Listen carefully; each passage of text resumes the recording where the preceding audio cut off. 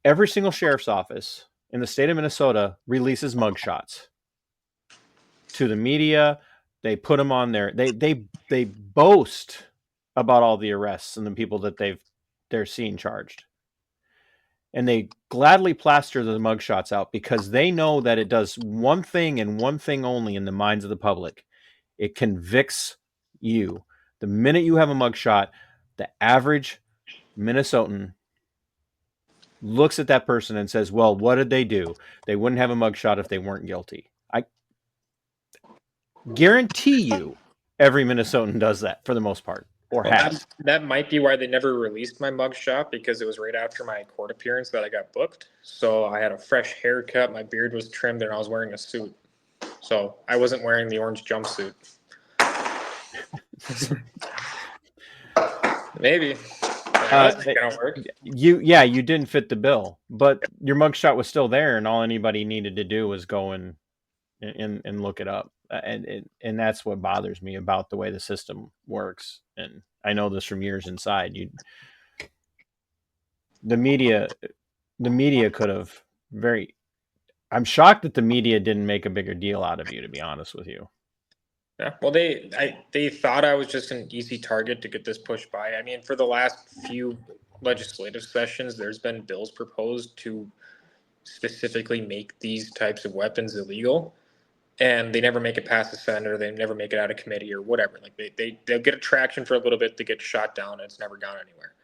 So then you have and other people that they want to try to find this statute that they can misinterpret, swing it a little bit, get somebody to take a plea, beat them at trial, create case law, and now they just created law without a vote.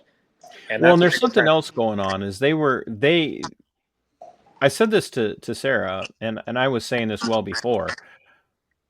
They were counting on you not pushing it, because what they do, and what they've done with a lot of these cases and even other cases, is they're just going to call it a victory if they can get you to accept a plea deal. Even if it's not for the initial charge, they'll throw plea deals at people just to avoid having to go to trial, because it saves them money and they still get the victory. And that's what this prosecutor, the assistant or county attorney that they assigned this to, she came at you with a plea deal pretty early. Yeah, I mean, not pretty early. I mean, it was 6 months of sitting around and waiting. 6-9 months. But after they actually arranged you and then got you booked into the Sherburne County Detention Center, they came at you pretty quick with a plea deal, correct? Well, so we had that bail hearing. Then there was a contested hearing that we had where we were able to do discovery, lay everything out, and kind of put up why we thought this was wrong. And at that point, so the first judge I have, she retired, and then they brought in a retired judge to try to help get the backlog of all of the COVID cases done. So then he looked at it. We were scheduled for like 2 or 3 hours for a hearing. It was over Zoom. And we jump into the Zoom. He's like, denied, and then hung up after like 5 minutes. He kind of just ignored everything that we were going to talk about, just dismissed everything. It was like, nope, we're not doing it, and then just moved on. And then I got my third judge who had just been sworn in that year. But yeah, after the contested hearing, everything was dismissed and we didn't get any traction on that. That's when I got the first plea agreement or plea deal offered to me. And I think it was something like, Maverick, settle down. I think it was like 6 weeks. Audience is going to want to meet Maverick at some point. I'll bring him up here at some point. He hasn't calmed down. But yeah, I think it was like 6 weeks in jail and a fine and my weapons destroyed and having to submit a DNA sample. I'm like, no, I'm not doing that. Like, try again. Because that their plea deal was basically, you're still going to have the felony. Exactly, both of them. Or I think they were going to drop it down to one felony. They were just going to give me one of them. That's what it was. Like, no, I'm not. What were the 2 felonies, by the way, just so people? Minnesota 609, 667, the removal and alteration of serial numbers. The third subsection reads, receives or possesses a firearm not identified by a serial number. And that's what they were charged me with. However, underneath the statute, it says serial number, other identification is as defined and required by Chapter 26, Section 5842 out of the federal statute, and that ties to the GCA and the NFA, which defines which firearms need to be regulated and serialized. And under federal law, privately made firearms do not require a serial number. Any non-NFA firearms that are being sold or manufactured, and the key word is manufacturing, because in the eyes of the law, manufacturing or distributing is in the business sense. So if you are engaging in business of creating firearms or engaging in business of selling firearms, they need to be stamped. And that's more just for audit purposes. Because even like you say, like, yeah, you go and you buy a gun, you do your background check, there's a serial number on it. The serial number isn't tied to you. Say it's not like a car where you go register your car and you can look at you and find the car. They can look at the car and find you. Basically, what they do is they find the gun, they see who was registered to last, and they kind of work, or they'll go find a gun. So say if they find like a P320, they'll go, hey, it's a 6-hour P320. They call 6-hour. They say, hey, this serial number, who'd you sell to? I sold to this distributor. Who would you sell to? I sold it to Billy Bob's Gunsmith, and yada yada yada. And they have to work its way back that way. So that's the serial number laws, but under federal law, and there's no requirement for a private citizen making a firearm for their private use to engrave it with a serial number. So that's what the Minnesota state statute said. You need one, but only if the federal law says you do, and that's what we argued for 3.5 years. But I just want, the audience is picking up on it, but I just want everybody to just stop for a minute and think about the last couple of minutes. Walker literally just cited Minnesota laws, United States codes, and clarifications, like he's been doing this his entire life, like he himself is a lawyer, the way lawyers and cops should have to be able to recite laws, especially those that are enforcing them. I guarantee you everything that Walker just spit out, not only is it true, there is not a single cop, not a single member of law enforcement, especially in Sherburne County, that can recite any law, let alone these particular laws, the way Walker just did. That's what this has done to him. And it's not all bad. It's actually positive that he's able to walk through this the way that he, because this shows just how intelligent he is and just how willing to fight for himself he is. That's what being rung through the ringer by a system that doesn't give a damn about you. They just want to do what they're doing for whatever their agenda is. They don't care. They create people like me. They create people like Walker who are you want to challenge me? I'm going to study this stuff. I'm going to know this inside and out, and I'm going to know it better than you, and I'm going to beat you. So sorry, that was my little. I went on a little tear there. Just hearing you go through all of that, I'm like, every American should be able to do that. But so it just kept going from there. Plea deal after plea deal, they kept offering. I'm gonna go pound sand. And at this point, I think this is right around the same time my mom went public with it. My story started getting some traction. I think this is probably around the same time that you and her met, and Shane was spreading stuff around, and I was going on Twitter Spaces and he was speaking on my behalf, and just it was starting to pick up. People were learning about it, and I started getting a lot of support. This is when I started that Give, Send, Go. This is when the Minnesota Gun Owners Caucus, the Minnesota Gun Owners Caucus is the by far best gun rights organization in the state of Minnesota. Their senior vice president, Rob Dorr, has been fantastic. Every step of the way he was there with me. He was in court with me. He was calling me.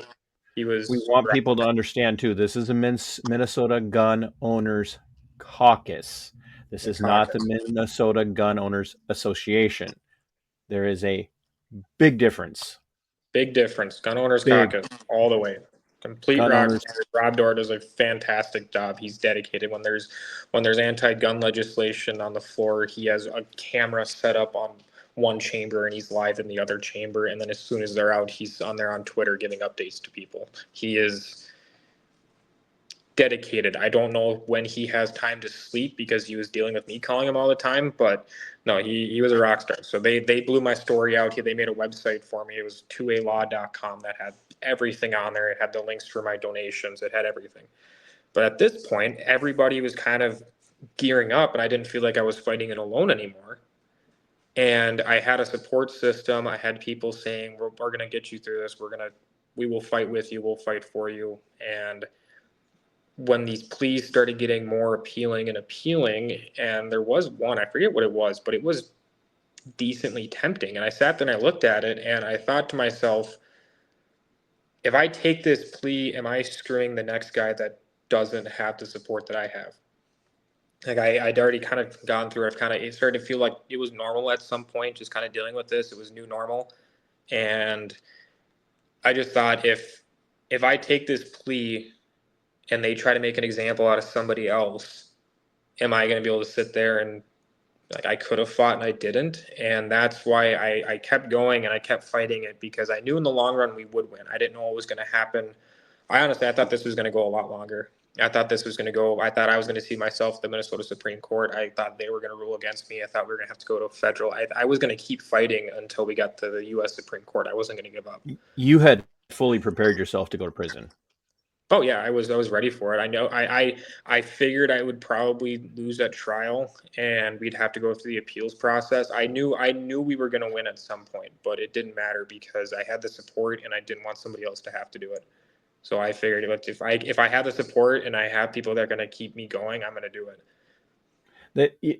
The tell in this is that they had already offered 6 weeks. If you took the plea, it would be 6 weeks in county. You wouldn't have to do any state time. Yep. The prosecutor was pretty sure she was going to win. The plea was to get it over with sooner for her, so she wasn't having to deal with it.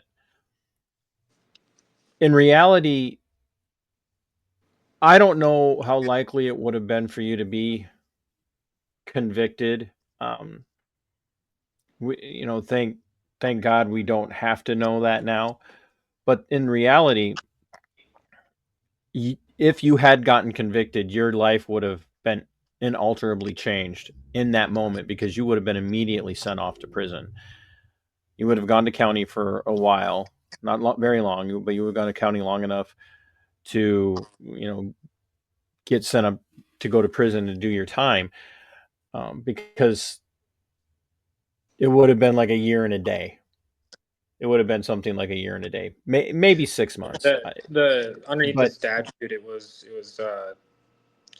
a fine of $10,000 and or 5 years in prison, man, because there was 2 counts of it, 20 grand and 10 years.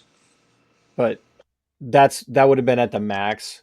At the max. But yes, that was the scary cloud holding above us the whole time. And the fact of it is that even a biased judge was not going to make an example out of you where they were going to give you that full 5 years. They would have given you enough to send a message, but not enough to, take that much time from you, on top of all the 3.5 years or whatever that this was being drug out. But the reality of that is that you would have been convicted, gone, done your time, come back out on probation or parole, had a probation or parole officer in charge of you, and you would still be fighting after you'd done your time. And that's what I want people to understand about the way the system works. Even if you appeal and you win,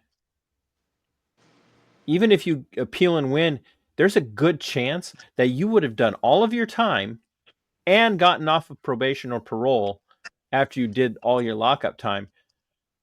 You never get that back. You never get that time back. Walker, not only has he been fighting for 3.5 years, he's never going to get that 3.5 years back of having all of that hang over him. And that is the story of every single person that's ever been wrongfully convicted under this statute, because the person that won was convicted.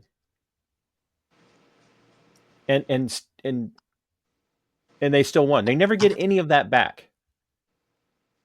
That's what's so wrong and sleazy about the system, the way this stuff works.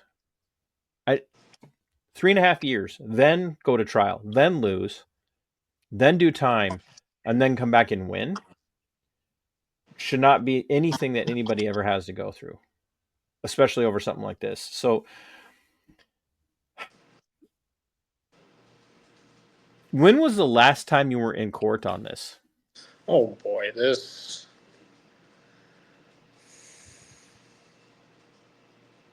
I think it's been over a year. So the Vagel case, that was the Minnesota Supreme Court case that set precedent to get my charges dismissed. Because he had been convicted. Yep. So a judge dismissed it or dropped it or whatever at the county level. Ellison picked it up, brought it to the appeals court, got him at the appellant level, and overturned the lower court and said, no, he got the appellate court to reinstate charges. Yep. And then they appealed it to the Minnesota Supreme Court. Oh boy, he's got the zoomies now. Settle down, puppy. So, is mom hanging off in the corner back there somewhere? She's hiding somewhere. I'm at her. But yeah, then so then they had oral arguments at the Minnesota Supreme Court June 5th of 2024. And we knew this was on the books. We knew they were arguing it. So because one of the motions to dismiss that I had was the same argument that they were appealing, between my lawyer, the prosecuting attorney, and the judge, they decided that we're going to let the higher court decide it. We're going to put this trial on pause. We kept making court dates in the books just in the event of there being a ruling. We wouldn't have to wait 3 to 6 months, whatever. Just we had them every couple of months. So every couple of months, court would come up. We would do a Zoom hearing here and there just to check in, but a lot of times we just petition the court to say, hey, we don't have an update from the Supreme Court yet. Push it off another 3 months, 3 months, 3 months, 3 months. And then this June, it finally hit a year, and we still didn't have anything from the Supreme Court. And then we were sitting there thinking, well, at the time, this was prior to the hearing, and the oral arguments were done prior to that 7th justice getting sworn in. So we're like, maybe it was a 3-3 tie or something, and we're just never going to know. And then it was just quiet. We really kind of gave up hope on it. We're like, all right, well, we might just have to keep trekking on. And then, I was in the pickup, about to pull into the campsite for WeFest, and my phone just starts blowing up. They're like, Bagel 1, Bagel 1, Bagel 1. And that was... And then Mom and Shane kept telling you to keep it together. Don't do anything stupid over the weekend. I didn't do nothing too stupid, I don't think. I think my liver might argue with me, but... So WeFest was a celebration for you in a lot of ways. It wasn't just a party atmosphere. It was an actual... You ended up turning it into a celebration, I would imagine. It was a very good week to spend if I had to spend my first week in freedom, that was a good place to kind of just be free, I guess. But the only problem was you weren't quite free, because you would think that the minute that ruling came down, the county attorney's office would have immediately dropped. But you had to wait almost a week.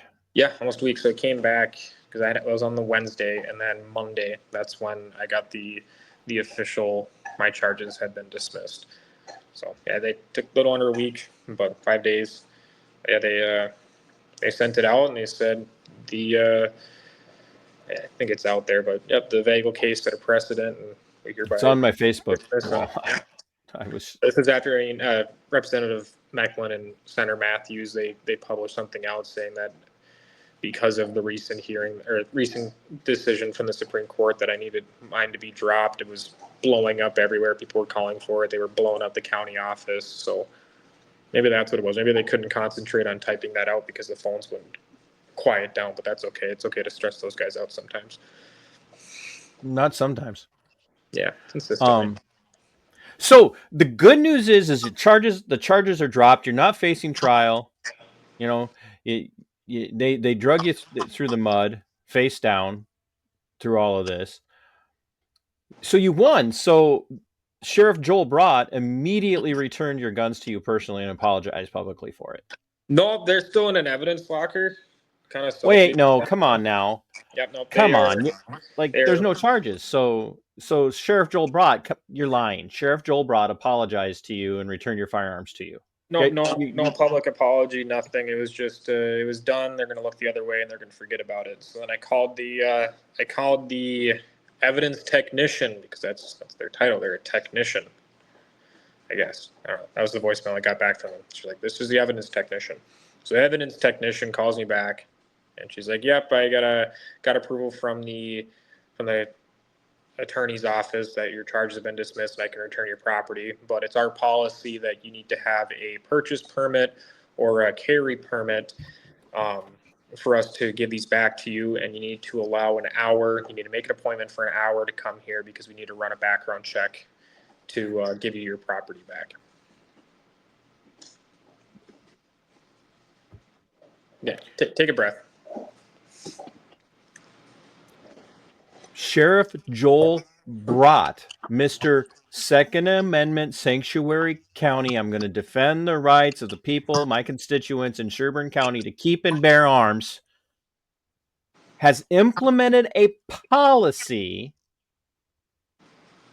that states, even though we wrongly, the policy isn't written this way, folks. But this is what the policy says. There's how it's written, and this is what it says. Despite the fact that we unlawfully and illegally stole firearms from this young man, and my staff maliciously forwarded charges. And by the way, the guy who wrote this, the guy who wrote this report, this deputy, this former military police officer from the Criminal Investigation Division, didn't follow most protocols in this. He sidestepped his chain of command, which is a massive, talk about policy violations. He sidestepped his chain of command and went directly to the county attorney's office to get these charges filed and forwarded. Despite all of that malicious prosecution and persecution and in the thievery of the firearms for no cause, Mr. Second Amendment Sanctuary County Sheriff Joel Brott has a policy in place that says, even though there's no charges, like this means you were never charged. This is what this says, is that these charges are vapor in the wind. That never happened. You still have to abide by our policy to get back what we stole from you illegally and unlawfully. Yep. More hoops. And when we talked prior to this, part of you was like, I'm just tempted to just do what they want me to do. And I can understand that. But dude, don't make them do this the way they should be doing it. That's just me. I'm not giving legal advice. I'm sure your the last time I complied with law enforcement, it cost me 3.5 years of my life. So we'll see how it goes. And now we do know one thing additionally, though. We know you can clear a background check now. Yes. Would you like to see how I found that out? Yes, absolutely. So I got myself a celebratory rifle. I was curious. I'm like, I wonder if I can clear a background check. It was pretty recent. So I went down to Runnings Saturday morning and picked me up a Henry 30-30, my cowboy gun. It went through it. I got there and I was like, hey, here's the deal. I just got some charges dismissed. I don't know if it's going to work. The guy looked at me. He goes, we know who you are. He goes, it's recent. The federal government's kind of behind on that stuff, but he goes, we'll see what happens. 15 minutes later, he's like, no shit. I'm like, what? He goes, it went through. So I brought my cowboy gun home, which I was very excited about. I at the time, like I've always wanted a Henry 30-30 since I was a little kid. I had a little plastic toy one with little bullets that would eject, and I thought it was the coolest thing. And then at the time I was 20 years old. I couldn't afford to go spend Henry money. And then I was poking around at Runnings. I was going to go buy like a $100 22 just to see if it would work. And this thing, he had lights on it and everything. It was shiny and glowing. And I'm like, I'm like, I asked my guy, is that a 30-30? He goes, it sure is. I'm like, damn it, this is gonna hurt the checkbook, but okay, give me it. Angels were singing. Exactly. I was like, all right, you're coming home with me, buddy. The angel assigned to combat came down and delivered it to you. It was Exactly.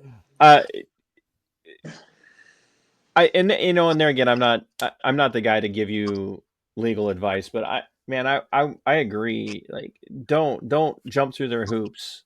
They owe you. And I said this on my Facebook page, and I tagged, Sherburne County Sheriff's Office.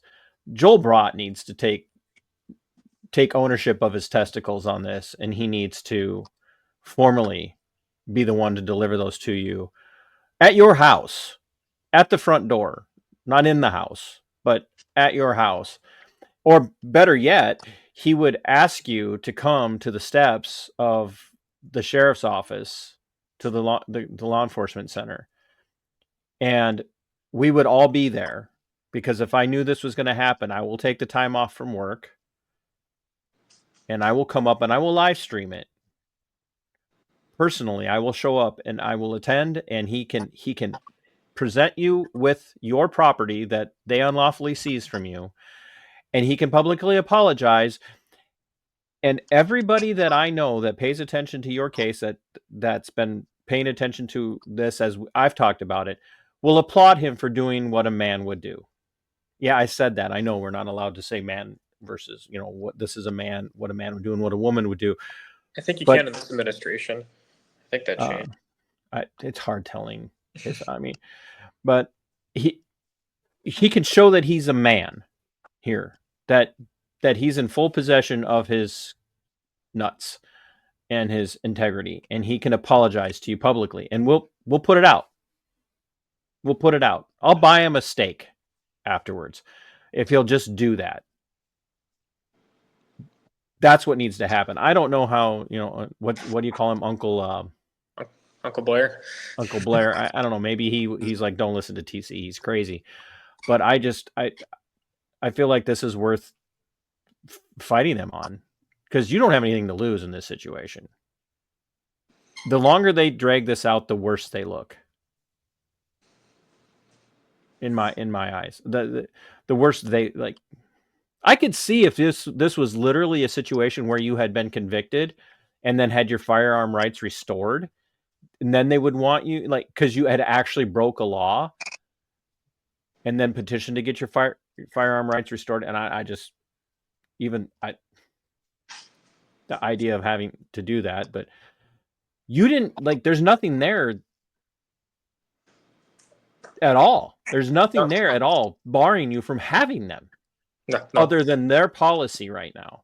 3.5 years ago, you took my shit, you let it rot in an evidence locker, and now after 3.5 years of proving you wrong that you should not have taken them in the first place, you still will not get them back. I'll be there for you, bro, if you want to fight it, because I feel like you should. That's just me. I know we don't have too much time. I know you got other things that you need to get to, but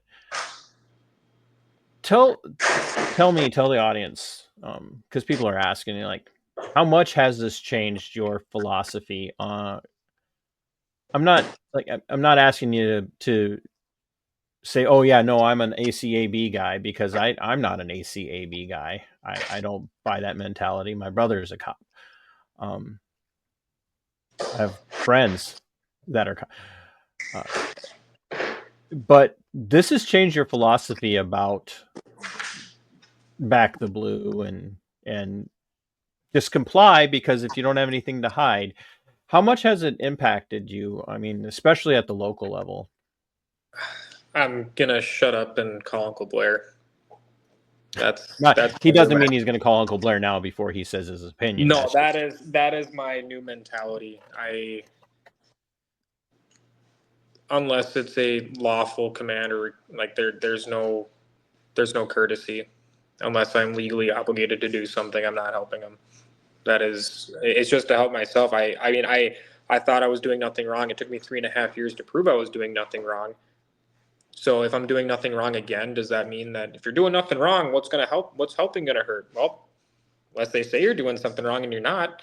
So no, I'll still back the blue, but I when it's Well, involving me, we all back the blue because we until pay taxes that pay them. So I'm just gonna shut up and call Uncle Blair. If there's another run-in with law enforcement, I'm just gonna shut up.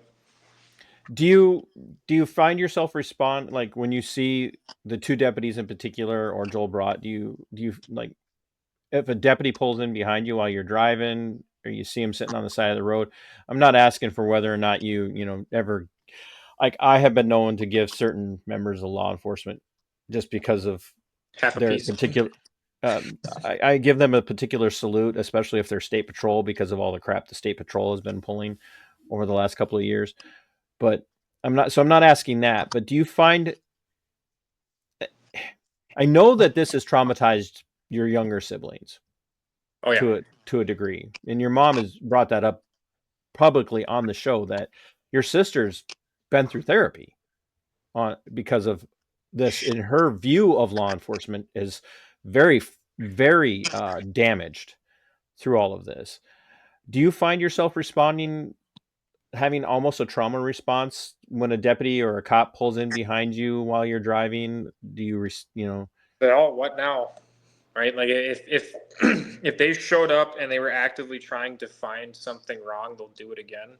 So it's all right. What are they going to find now? I'm not doing anything wrong. I've thought that before, and it bit me in the ass for 3.5 years. So yeah, there's always that worry now in a sense.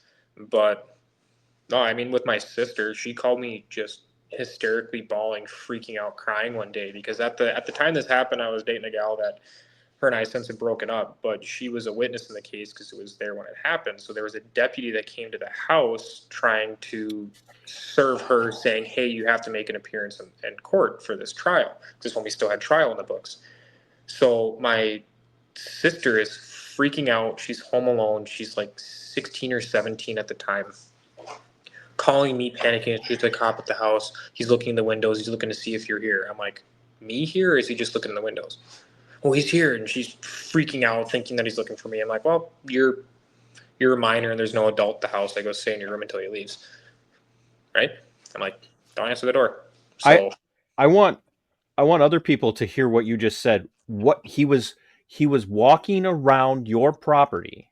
well, I don't even know if that he was just kind of peeking and trying to look and see if there's anybody in there. That's what my sister said. I wasn't there, but she's like, he's looking in the windows, he's looking in She's here. never given you a reason to disbelieve her, I would imagine. I wouldn't know, but it's just this was also a few years ago, so a phone call while I'm at work when my sister's crying isn't the best recollection of it. But yeah, she's like, yeah, he's trying to see if anybody's in here. I'm like, just sit in your room and hide. Just sit there, wait for no leave.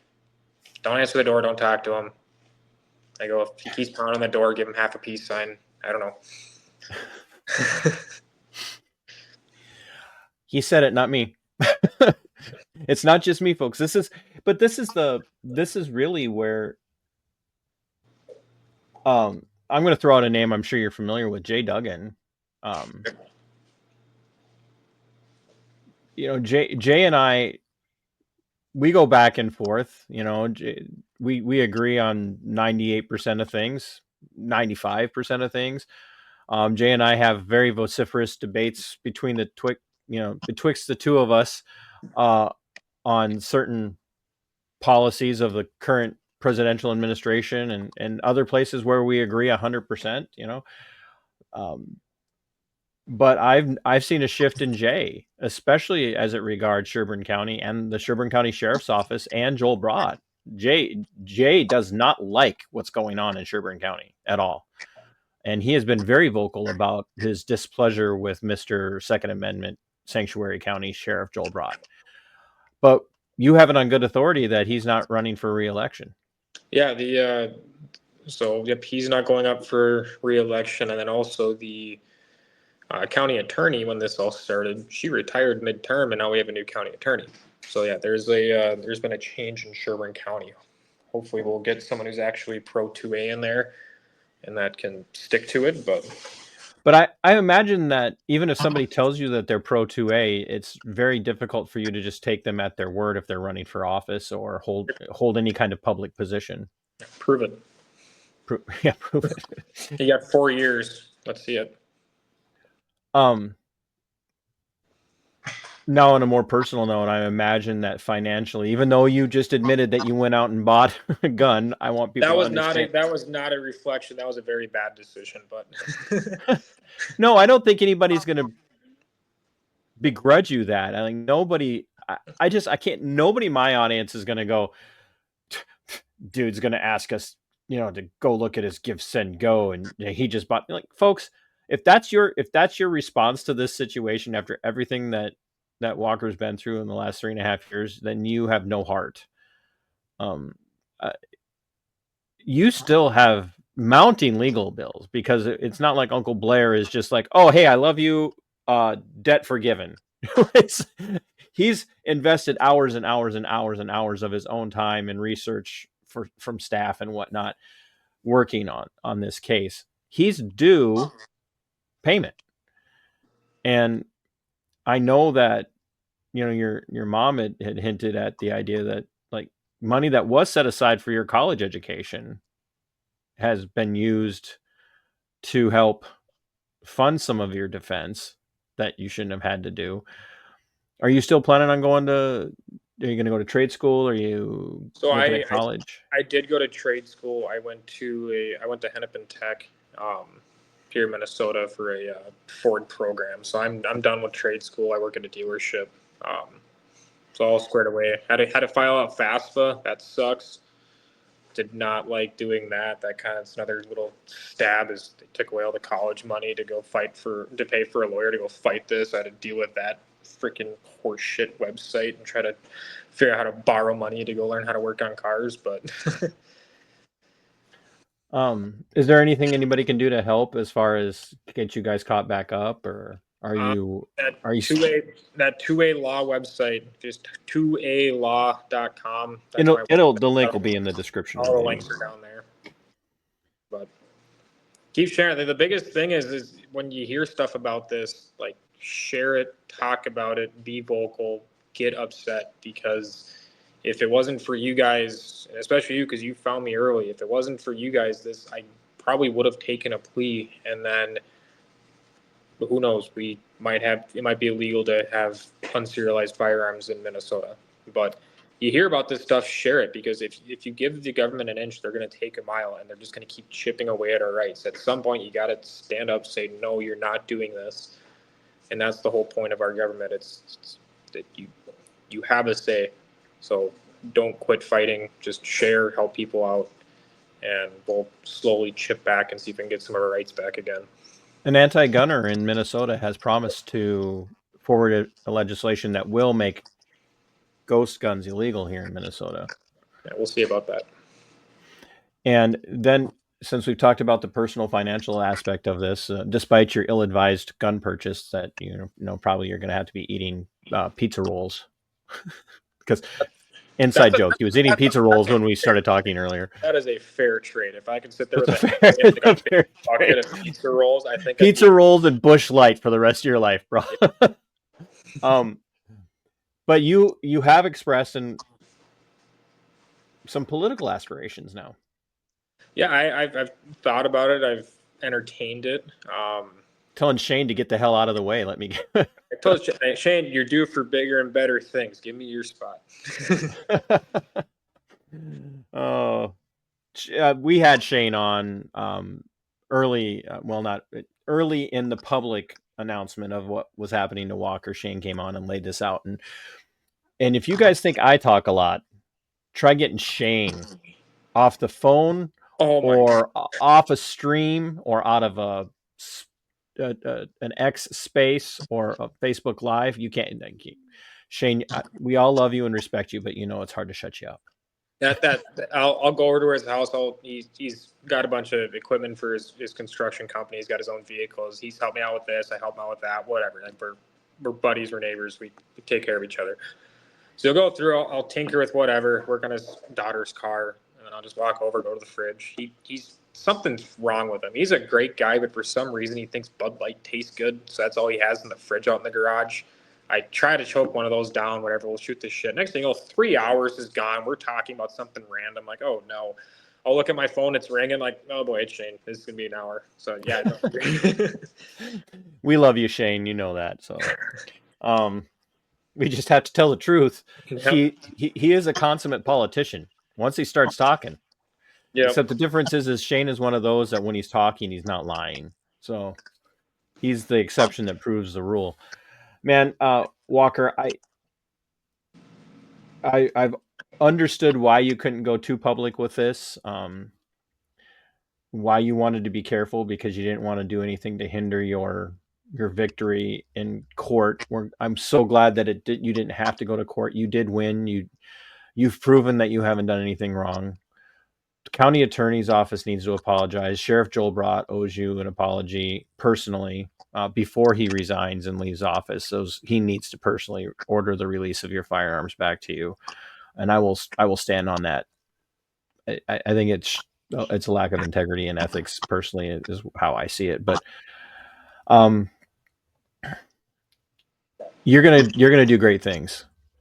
You have the fighter spirit, and I know where you got it. I can see where you got it. Even though she's maybe not like always in the same camp as you politically, I know where you got your fighter's heart and your fighter spirit. And I'm glad to have met you, and I'm thankful that you took the time out when this first went public to even talk to me and give me some lowdown so I could talk about it accurately. And if there's ever an opportunity where there's anything else I can do to help, and I meant what I said. If you can get him to release those to you, we'll do. I'll show up to be their part of it, to show them returning your firearms to you without having to jump through their hoops. Are you back on social media? Are people able to find you, or are you just like done with that? Yeah, I'm still out there. I'm on Facebook and Twitter, just Walker Anderson. I think that's all it is on Twitter. I think it's got a bunch of random zeros and ones and stuff at the end of it, but just look for me with sunglasses and a cowboy hat. That's the profile picture. But as simple as that. You have to understand Minnesota. We want to stay Minnesota, but we also want to be cowboys.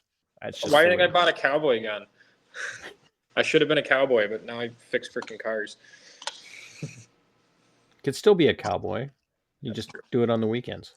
Yeah. Well, you're probably too busy fixing Shane's equipment on the weekends now, because we all know how you feel about the stuff that Shane drives. Yep.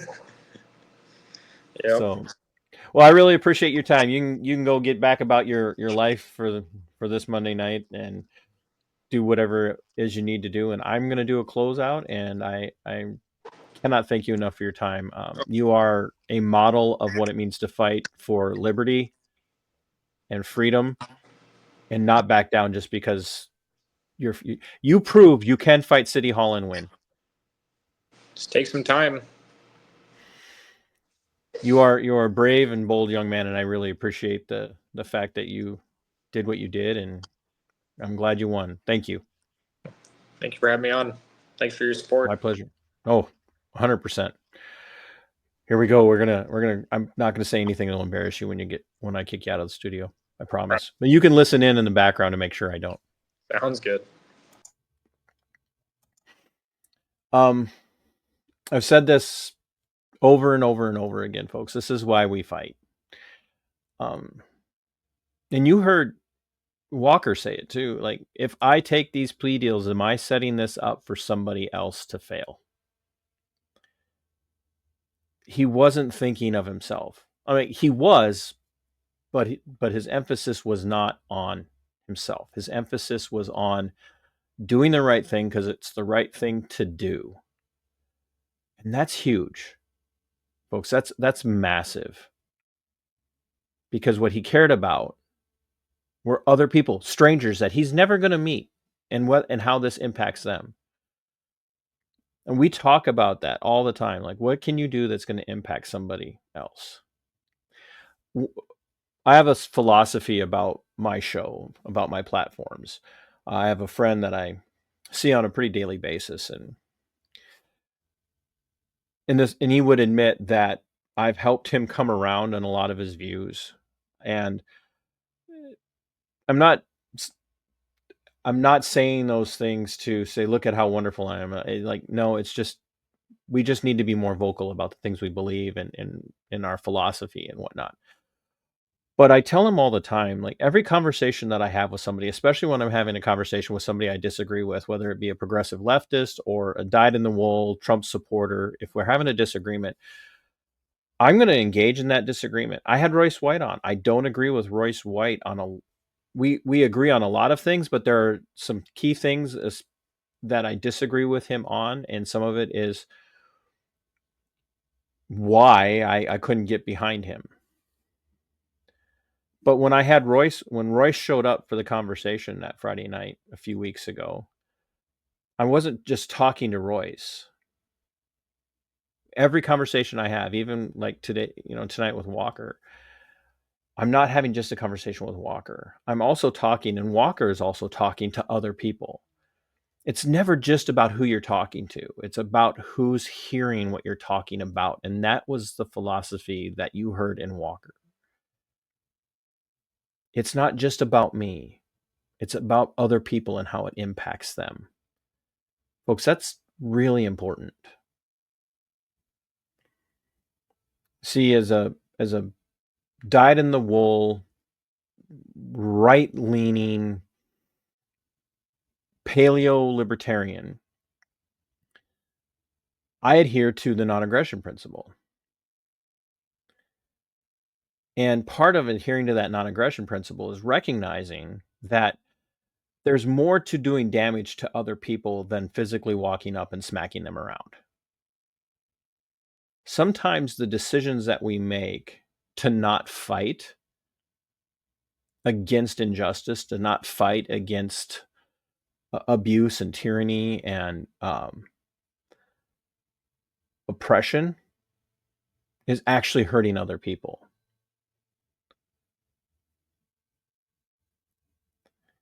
It's not enough to say, I support these causes. Sometimes being supportive of a cause means you get involved in the fight. And that's what Walker did.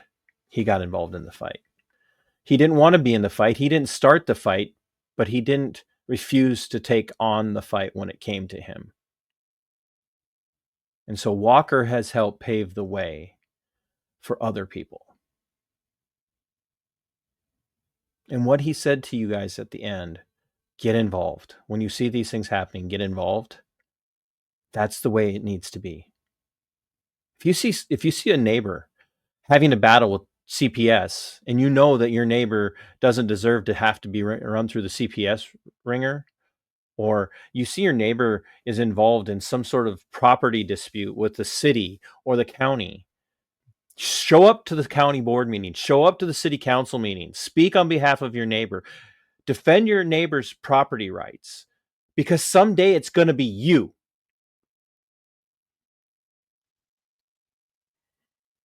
Niemöller wrote the poem, and I'm going to paraphrase it here, but here's this loyal German citizen talking about what happened after the end of World War II and after the Holocaust was exposed. And he said, well, when they came for the train unionists, I didn't say anything because the train unionists, I'm not one of them. And then when they came for the Christians, I didn't say anything because I wasn't one of them. And when they came for the Marxists, I didn't say anything because I wasn't one of them. And like I said, I'm paraphrasing, folks, and I'm going to apply this, to us. When they came for the First Amendment people, I didn't say anything because I'm not really big on being a First Amendment auditor. When they came for the Second Amendment people, I didn't say anything because I don't really care about guns. And when they came for Fourth and Fifth Amendment people, I didn't really say anything because those things don't really matter to me. When they came for my neighbor over mowing his yard or having chickens, I didn't say anything because I mow my yard and I don't care about chickens. Whatever the case might be. If you don't speak out when you see something being done to your neighbor by a criminal injustice system, there won't be anybody left to speak for you if you aren't speaking for them before they take them away.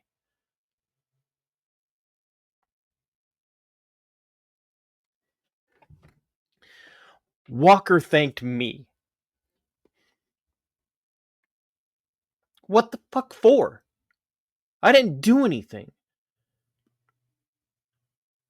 Walker's the one who deserves the thanks. Because he fought for you, and he doesn't even know your name.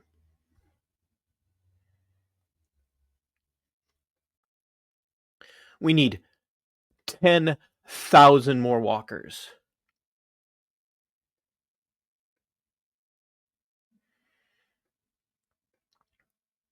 Because he benefited you.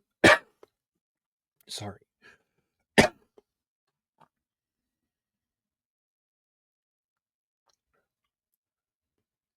So, in light of Walker, fight for your liberty. It is yours. Fight for your freedom. It belongs to you. And other people are depending on it. Sic Semper. Tyrannus. We are go for liftoff in T-minus 30. Stand by for further instructions, Minnesota Black Robe Regiment. Secondary guidance systems engaged. Minnesota Black Robe Regiment, it will be on my mark.